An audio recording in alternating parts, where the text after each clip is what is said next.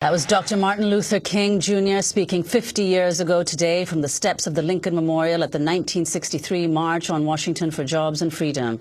That's a clip from the 1970 Oscar-nominated film King, a filmed record, Montgomery to Memphis.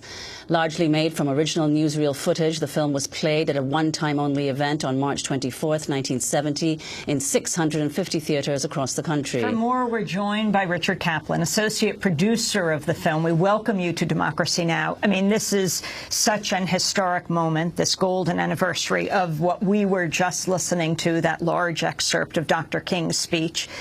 This film of his speech, but the whole trajectory of his public life from 1955 in Montgomery through the Birmingham campaign up to Chicago, taking on racism and housing, ultimately Memphis, the death of Dr. King, the assassination.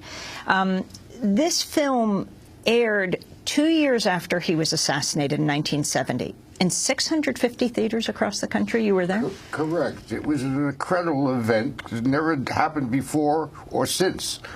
These 650 theaters, all of them were donated for the evening, and every penny that came in at the box office was used to set up the Martin Luther King Foundation. And the film, which no one knew what it would be like, we just finished 2 weeks prior. It was 3 hours long. It was 3 hours long. The first cut had been 12 hours. It was the final release was 3 hours. He just said it had to be that and no longer, because we had announced the date of the showing and the film hadn't been locked in yet.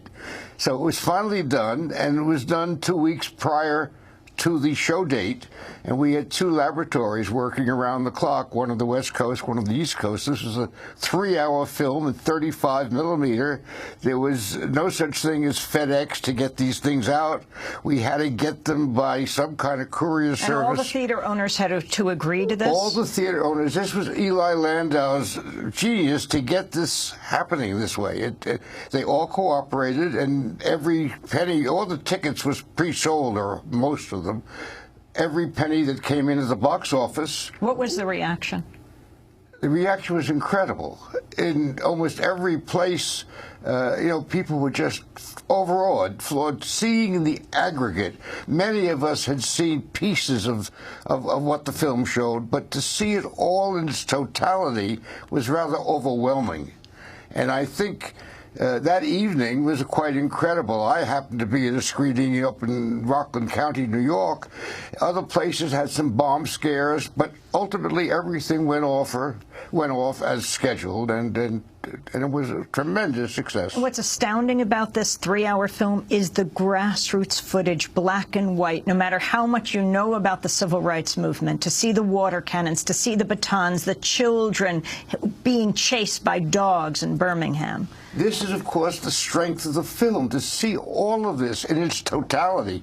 People had seen little pieces of it, but never seeing the entire arc of this movement and what they had to contend with and how they did it nonviolently was rather incredible. People had never seen this. We're going to link to our whole hour about the film at democracynow.org. Richard Kaplan, our guest today on this 50th anniversary of the March on Washington.